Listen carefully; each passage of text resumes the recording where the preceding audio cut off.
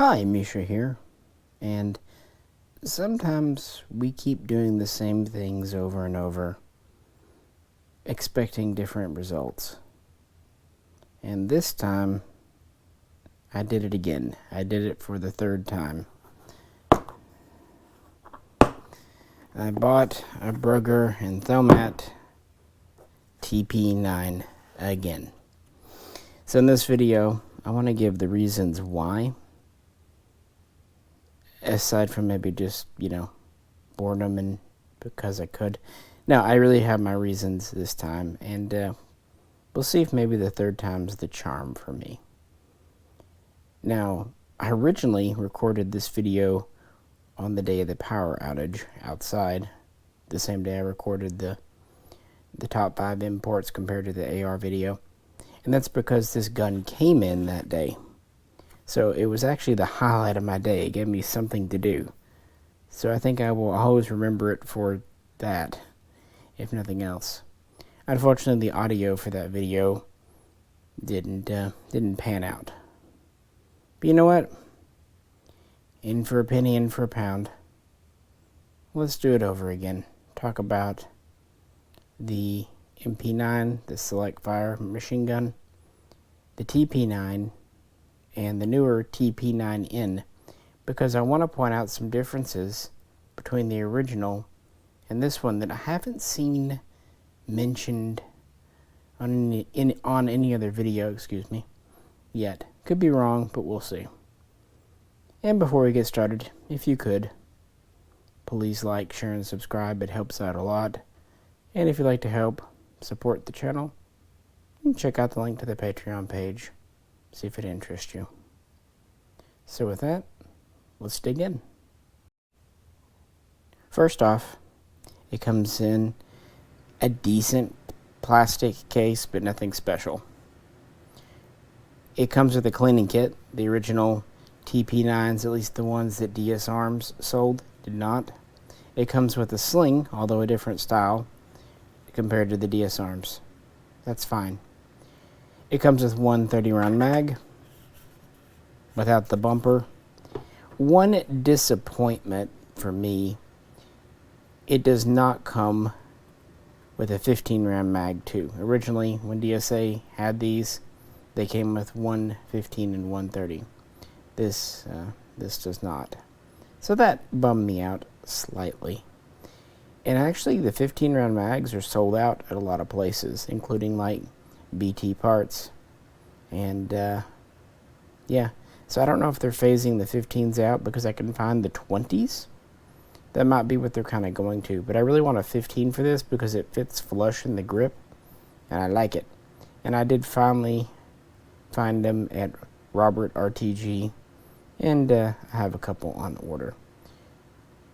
But there was another thing I was interested in, and this time I was pleasantly surprised.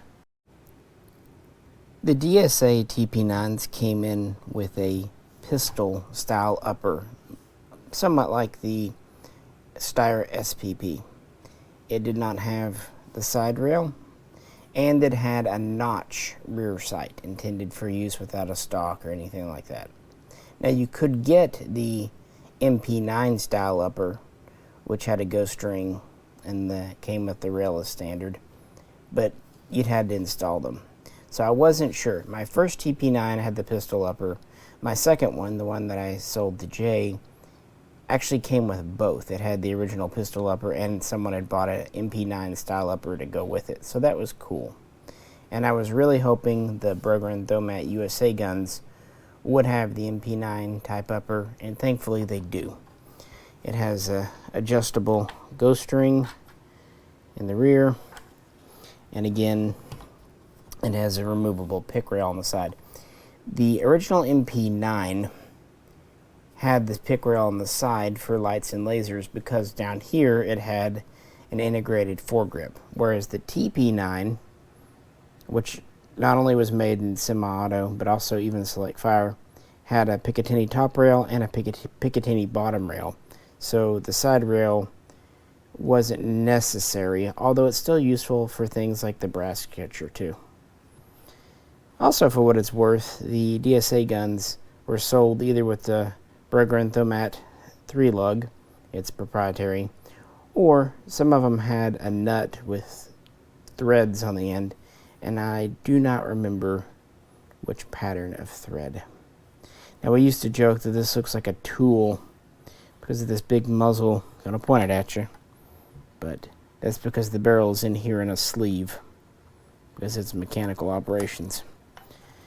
So this is what we have, 30 round mag and sling. We have a pretty standard cleaning kit here with the rod and everything in it, and some various paperwork, manual, what have you.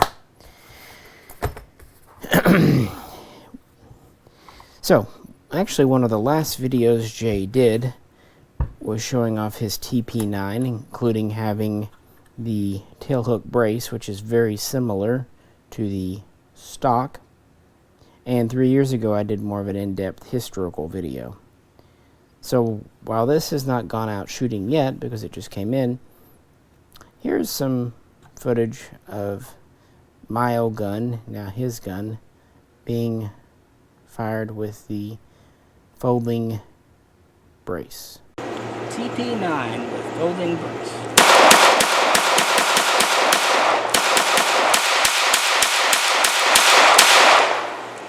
Held on. Your lens cover was on. Oh dear. That gun always ran perfectly and was a lot of fun. So why did I sell it? Why did I sell it twice, and now why am I buying it for the third time? Well, configuration. The first DSA gun came out, and we did not have braces. And while DSA had shoulder stocks, they were very stingy with them. And they all came with the Picatinny rail, the TP9 style lower, meaning even if you SBR'd it, you could not really have exactly the right configuration as the MP9. The second one was able to have a brace, and you could put an angled foregrip on it, and I liked it a lot, but it still wasn't quite enough like the original. One neat thing about the shoulder stock, it's very light and compact, and it actually clips to the side. It lines up very well. The whole aesthetics of the gun really work well as the MP9, and it just wasn't quite there for me. Well, with this new version known as the TP9N, they've addressed a few things, and this is the updated version that we've seen in the last 10 years. But the main thing for me is it has, of course, as you know, this spot in the bottom of the frame where you can attach a foregrip from B&T that lines up perfectly and is held on with one screw and a pin so it doesn't rotate, and it looks just like the military MP9N. And of course it still has the shoulder stock. Here is the back end. I've actually put in the catch because it is used by the arm brace as well. Just a push button below. A simple system with kind of a self-adjusting wedge, but good. And so with those changes, I actually feel like this is one worth SBRing, and that's already in the works. I think of SBRing as marrying a gun, so unless it's just perfect, I'm unwilling to do it. And for that first gun, it just wasn't quite there. Almost, but not quite. This configuration can really be made to look like the MP9, or as the Swiss Army calls it, the MP14. And it's worth SBRing. A foregrip that's angled and a arm brace, tail hook, those are neat, but you're still losing something with that. So yeah, That's a big reason for me. They finally got the configuration right. So what about a few observations of differences from the original to the end version that I haven't seen mentioned yet? Well, aside from the stub up here, which is just for the TP9 in the TP9 USA, the military gun went away from the cross bolt safety to this switch style. That's mentioned quite a few places, and even mentioned that the right side is smaller. A lot of that has to do with not interfering with the stock. However, I noticed a few other small differences. I could be wrong, but the feel of this bolt release here seems like it's a different shape. It has more of a texture. It just feels a little different to me than the original one, at least the one I had. So I think they ever so slightly reshaped this. I could be wrong on that. And then we have the mag catch. Like the safety,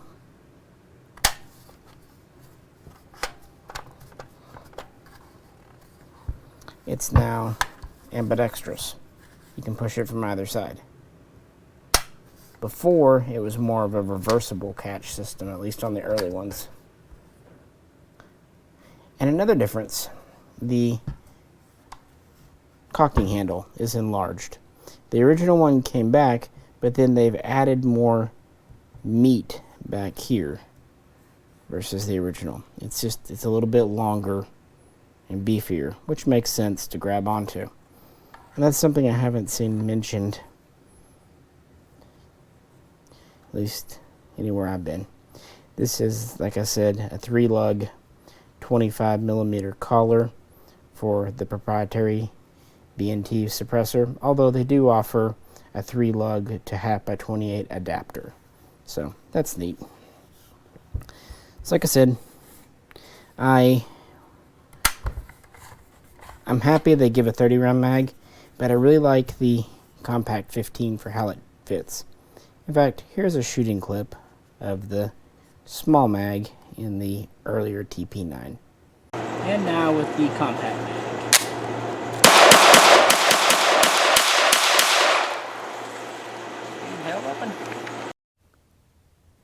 It's just neat, much like compact mags and things like the Micro Uzi or the VZ61 Scorpion. It has its purpose.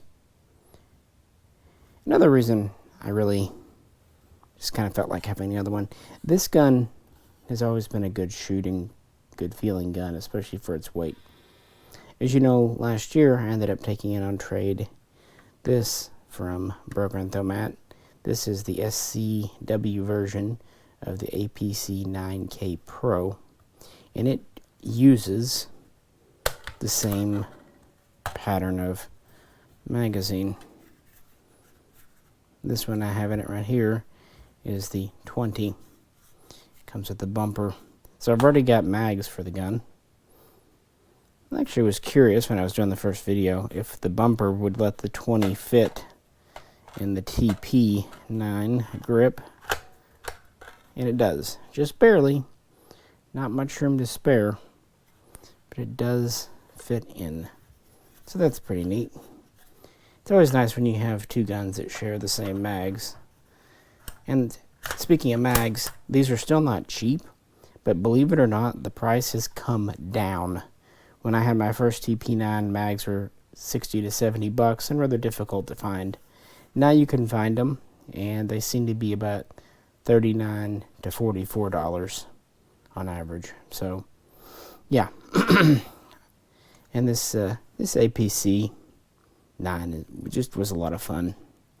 I actually have very little desire to SBR it because this brace works pretty well with it. Plus, it's a limited edition, and I really hate to engrave those. So I will probably keep it as is. But this little guy just seems like it deserves it. But we've had this gun out shooting a few times, and it too is a lot of fun and very reliable. And just for fun, Yeah, here's a clip of it too. Ready? And we are rolling. Alrighty, let's try the full 30 round mag in the SCW.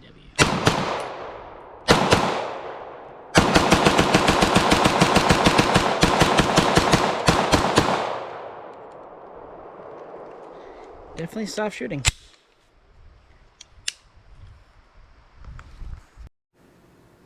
While they're both out on the table, another reason I really thought to have another TP9 is the history behind it. As you know, the APC-9, at least this version here, the SCW, is now official U.S. military. Now, limited numbers, sure, but we've done a few videos on them. That's neat.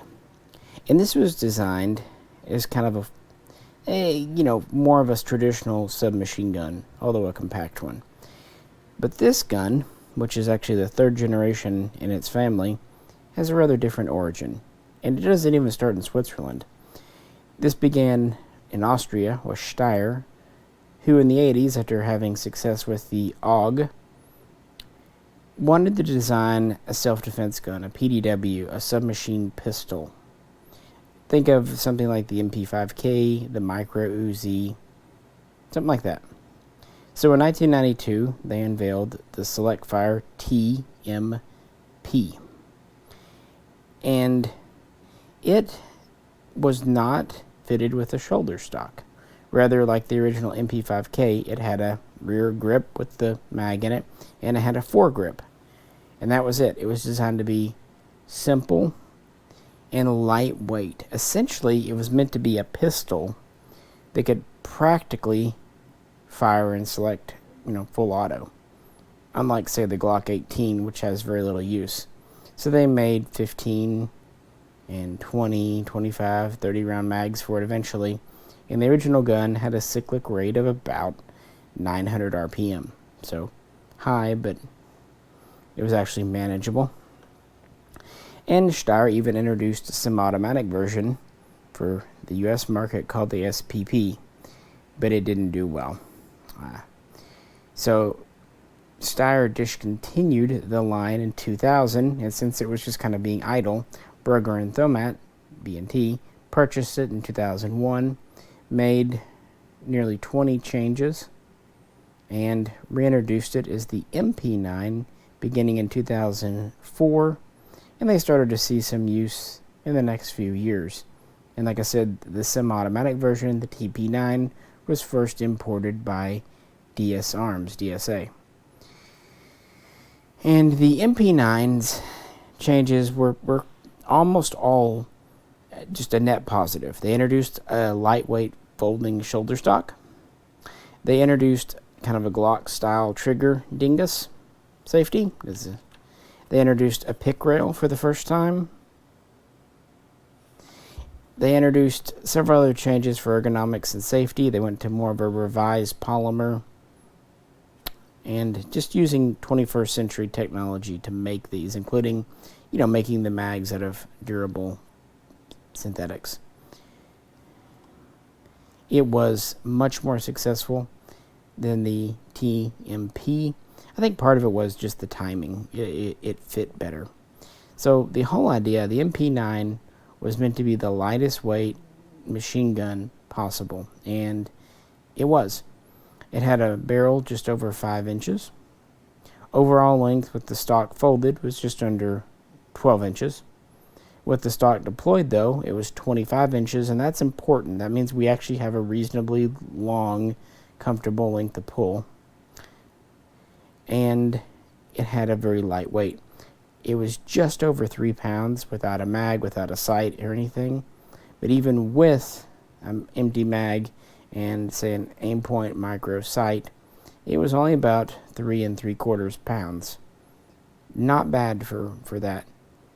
And it's very well balanced. And pretty much all polymer, of course.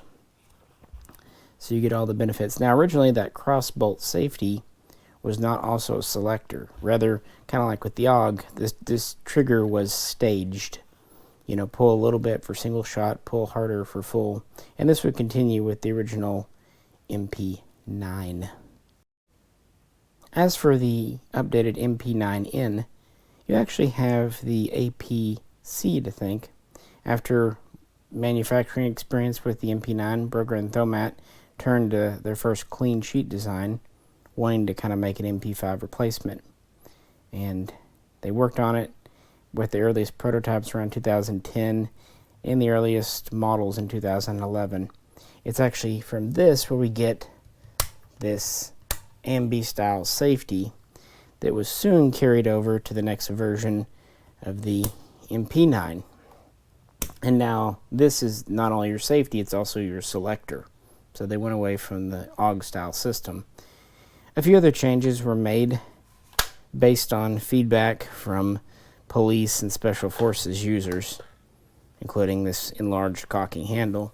So this was just a revised version released a little bit after the APC, just based on experience. And they continued to refine the design, really just improving the ergonomics and the safety a little bit.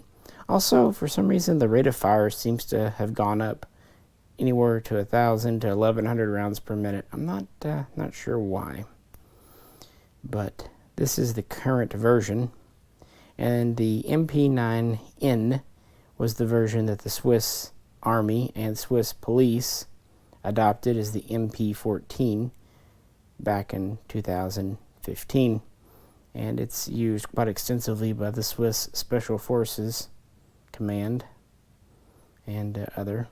And it's achieved success in places like India and even in Russia. And it's actually standard issue within Portugal, and Indonesia uses it.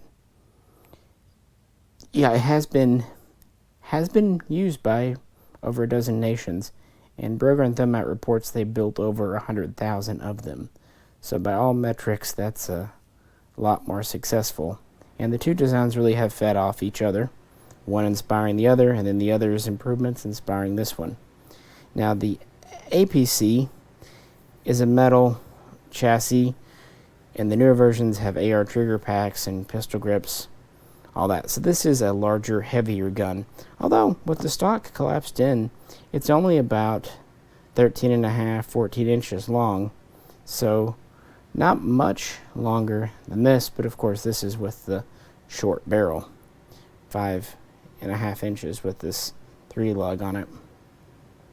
But it does weigh quite a bit more. Again, this is a compact submachine gun, and this is a large select fire holsterable pistol. So different roles and different mechanics. The APC is almost a conventional straight blowback, with the only real kind of frill being a recoil buffer in the back to keep the carrier from hitting the rear of the receiver and translating that to the shooter. So the recoil impulse is dampened a bit, but it's a straight blowback gun. The MP9, though, is a little more interesting. A couple of additional features of note. You'll see a hole in the side of the bolt here. That's actually, you can use a bullet tip, or rather an end of a cartridge, as a forward assist effectively, for either prying it open if you need to or closing it. You'll also notice there's this protruding here, which wasn't on the original TP9. That's the hand stop to keep your hand from getting in front of the barrel. So if you had your hand, if this was a foregrip here, it'd be right there. Makes sense.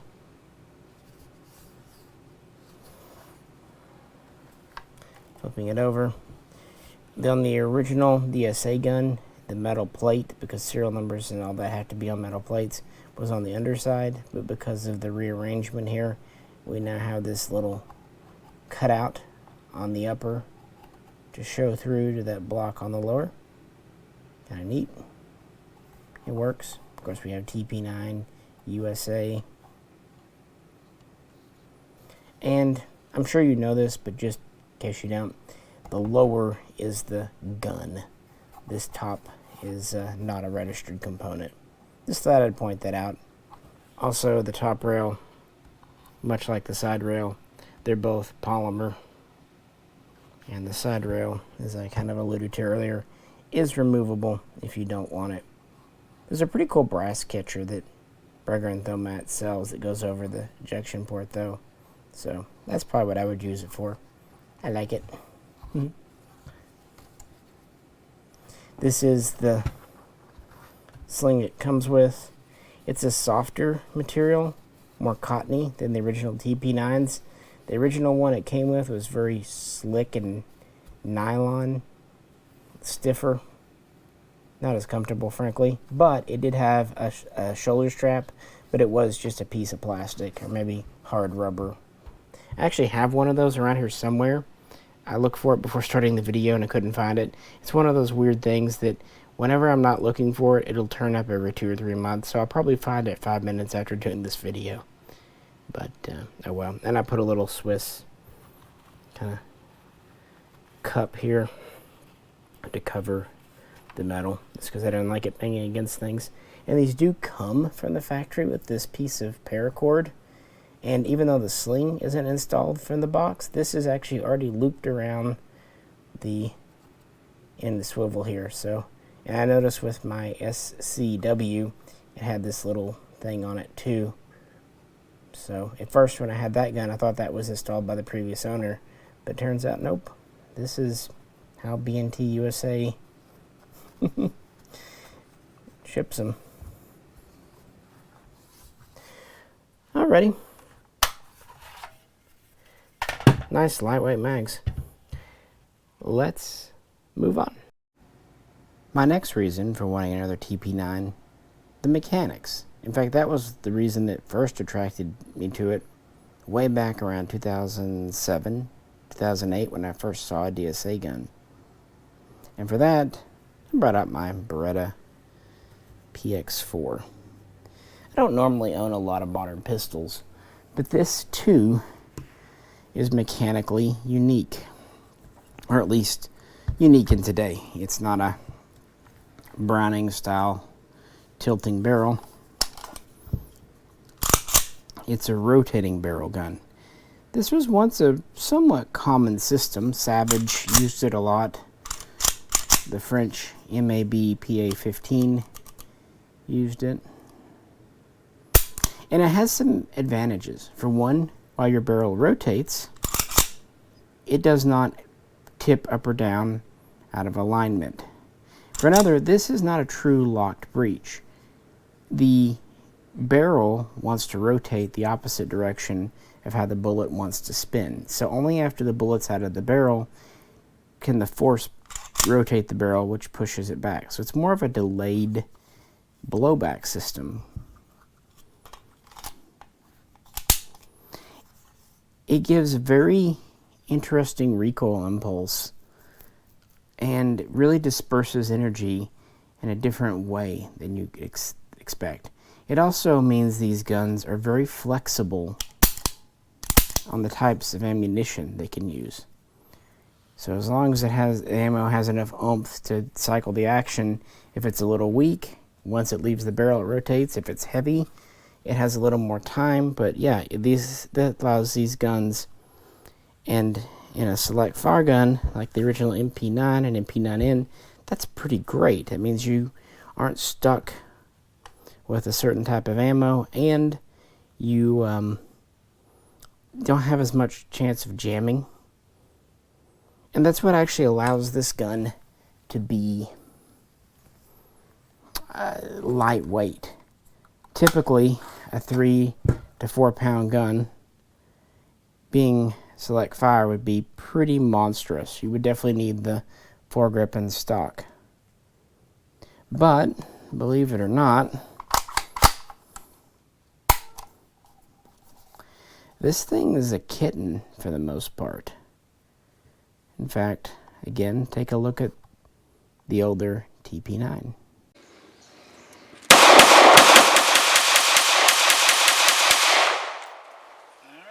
It's really amazing how little that thing moves when you shoot it.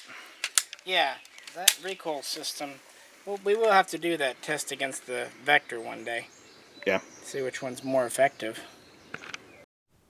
And of course, at the end there, we were talking about the Chris Vector, which Jay has done some videos in the past on, so you can search the channel for those. It has its own interesting recoil system, but while the Chris Vector system really only works really well in full auto, I think the TP9, the MP9 system works fine in semi-auto too.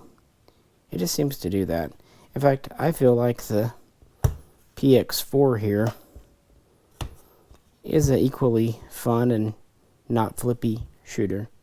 In fact, just because we're hanging out, here's a clip of it at the range too. Why not? PX4.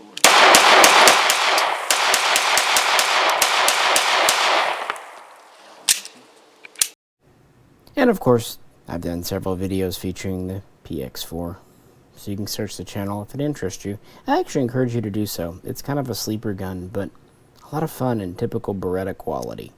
And that actually brings me to my next point. Swiss quality. Obviously, Swiss SIGs built to a very high standard. And Berger and Thomat are no exception.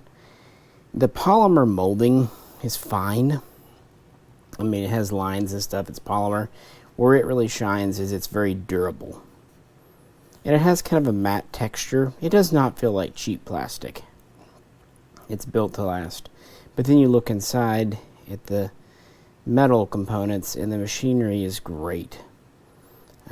Not sure if it's on par with SIG, you know, back and forth, people can argue. Berger and Thomat actually got started in the 90s making suppressors. They also made furniture for various European guns, buttstocks, forearms, for example, the HK-UMP. They've made stuff for the HK-G36. They also make a lot of top rail assemblies for that. So they really got started with accessories, parts, suppressors, optical mounting devices, and the MP9, TP9 was really their first foray into firearms. And it probably helped that they were starting off the basis of Steyr. You know, the TMP, the SPP, was not inherently bad. It just needed a market and some refinement, and Steyr wasn't up for the task. But B&T saw the potential and made it work. With that, let's take this apart. Sorry for the cut there. Getting her apart's not difficult, but it is a two-handed operation. First, you press down this catch here with 2 fingers. That kind of sets things. There's our lower. And then you actually press in at this collar above the barrel or the button, and you press in on the tail of the recoil spring and you just lift it up. It's a little different because of the system, but it works. As you can see here, we've got this metal bracket that helps with the bolt and barrel, and you've got a pretty traditional hammer in the back. In some ways, it's kind of almost a bullpup design because you have the trigger in the front, you have the magwell, and then your hammer's behind that. Although other submachine guns are set up that way too, but it's almost a bullpup. That also explains why the triggers on these are not fantastic. The APCs do have better triggers.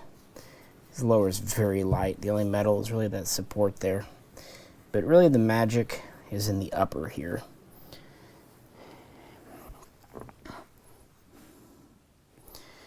This just, once you have it apart, just pulls back and comes off. In your upper, you've got your spring, just a simple mainspring. That's another benefit. You're not fighting a really stiff spring. Of course, it has a guide rod and can be removed. And you've got your AR style handle. If I can get it here. There we go.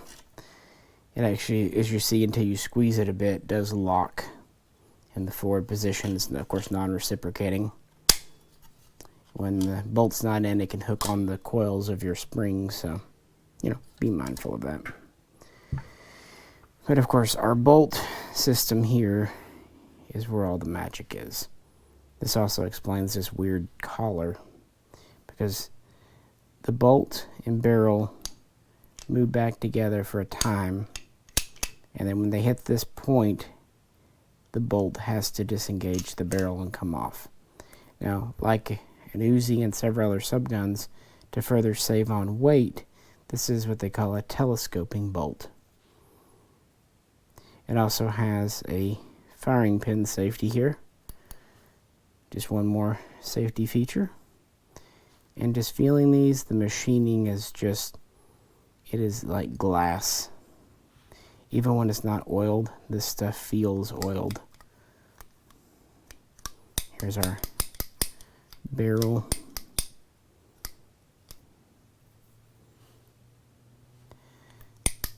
But since it rotates, you can't directly thread something on it, so you have to have this collar for a suppressor, which is a little bit of a downside, but Burger and Thomat, thanks to very high quality machining, have overcome it. But yeah, just the system, it's very well made and very mechanically interesting, and I do like the mechanics of firearms a great deal. So even though this is lightweight and small, and normally a gun of this size, even 9mm, would kind of rock you, because of what they've done here, it doesn't. In fact, it's very stable. You can find videos of full autos being fired, and with halfway decent control, they just don't climb. Certainly less than, say, a micro Uzi. They really are a lot of fun to shoot and very unique. Very few guns feel like this. And as you see, quite easy to take apart for cleaning, and spare parts are readily available.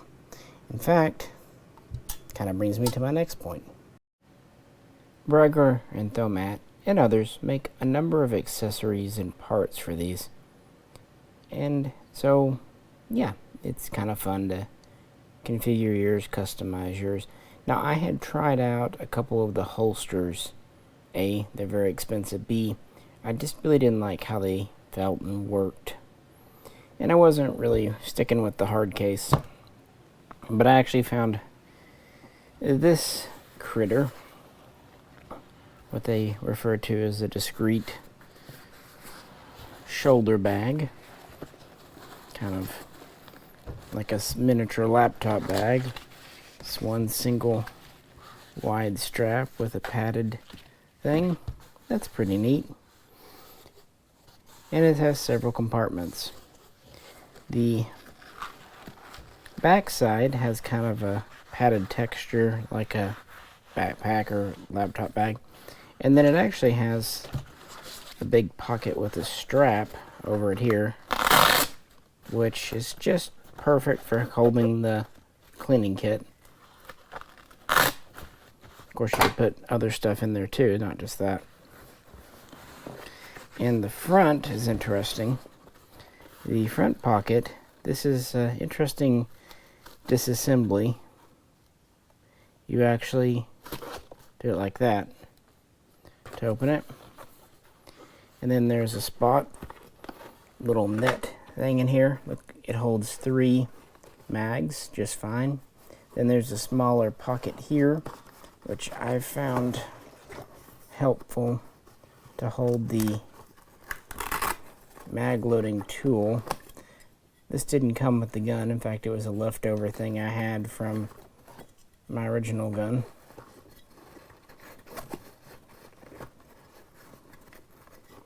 And then there's a bigger, deeper main pocket to put stuff in here. Actually, I found a spare cocking handle, although it's the old style without the extension. So yeah, it fits. It's just one of the things I had from before when I owned one of these. I put that back in, it's going to bug me. This pocket's not very big. I think a 15 rounder would fit in it too, maybe even 2 of them. Boop. And then of course you have a main pocket.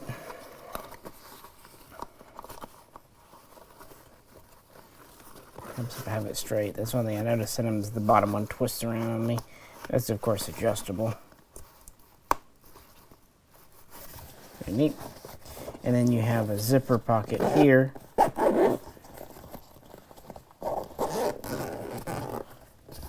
Doesn't open fully, just the top for the pistol itself. And there is room with, if you SBR it, for the shoulder stock and foregrip in there. And also you see it'll fit with the 20 round mag in there. Otherwise it's just a deep pocket. There's even kind of a neat little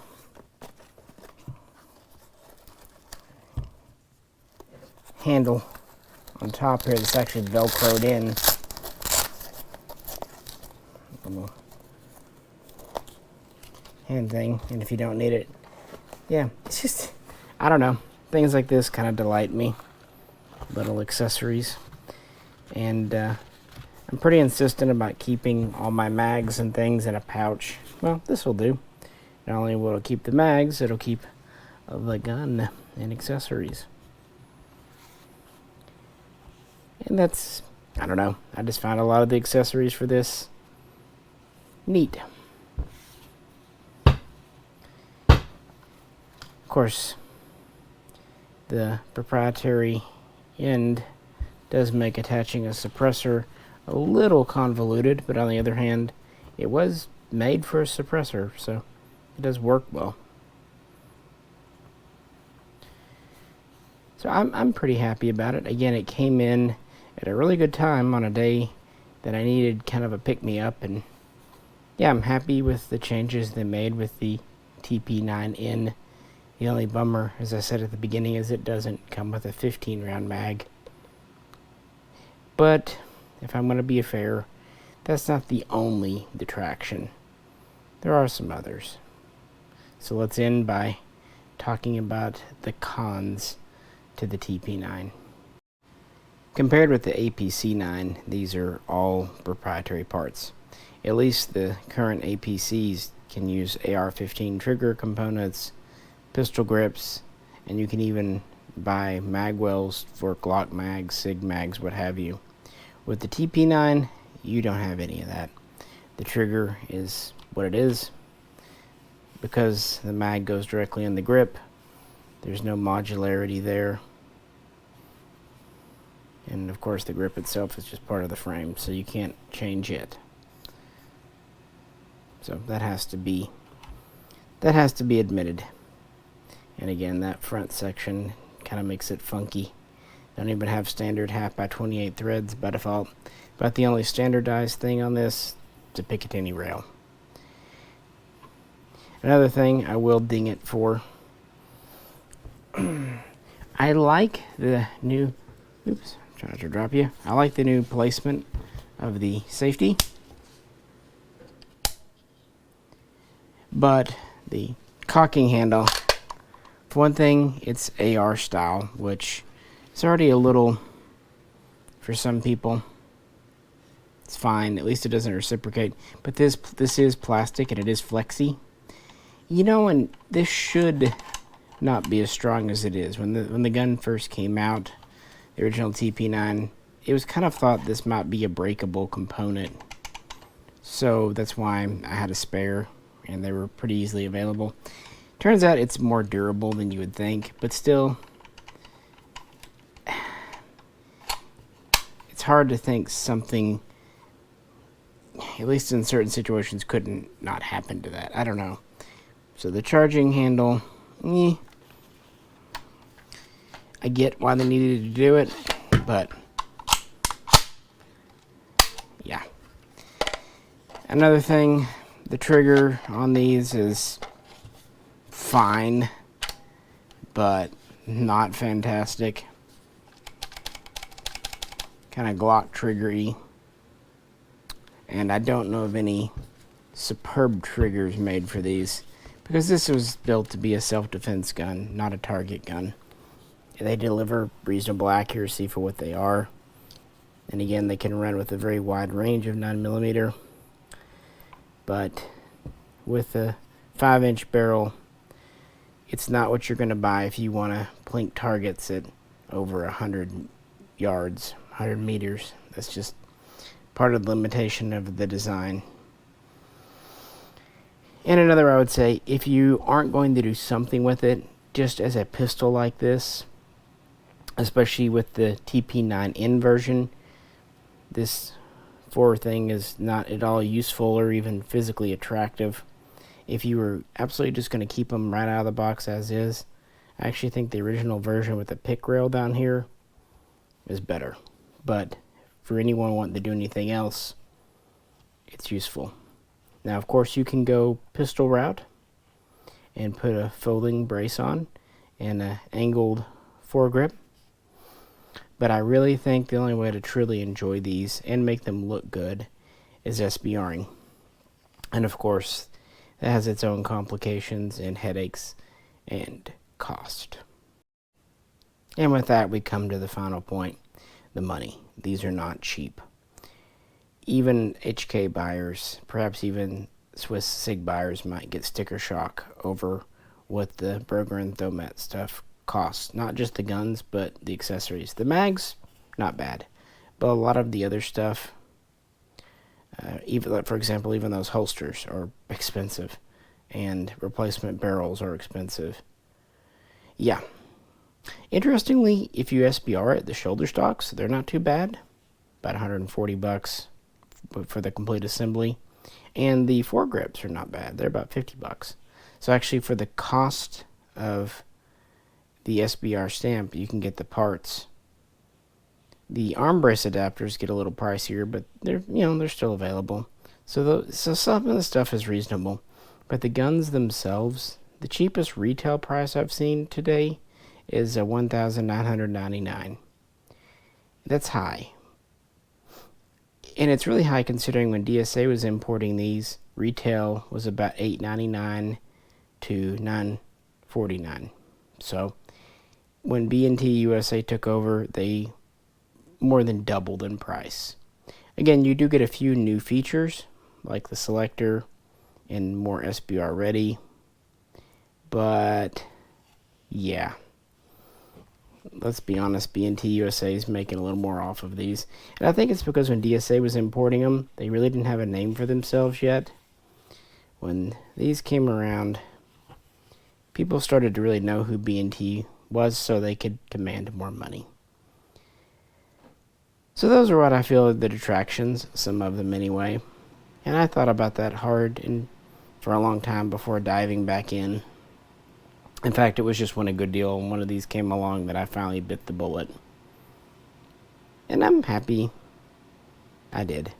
I feel like the day it came in, when I had nothing to do, no power, was kind of a sign that it was the right time for another one. And given my other Swiss collections, and now that this is Swiss mill issue, it's right at home, frankly. I probably will not shoot it as is, and I'm not going to waste time getting a brace. I'm just going to wait for the SBR stamp and then obtain the stock and foregrip and roll from there. But again, like I said, I tried recording this initially outside and the audio didn't work. So I already had everything out, and now that power is back, I'm glad you hung out with me. Let me know what you think. Do you like the gun? Do you prefer the Uzi Pro or the MP5K maybe? Or maybe even the scaled down Scorpion CZ Evo 3. That's a pretty cool gun. Or maybe you like the original TP9 with the pick rail below instead of the easily installable foregrip. There are no wrong answers, frankly. So, yeah, let me know in the comments below. And like I said at the beginning, if you could, please do like, share, and subscribe. And if you'd like to help the channel, please check out the link to the Patreon page. This is Misha. Catch you very soon. Next time.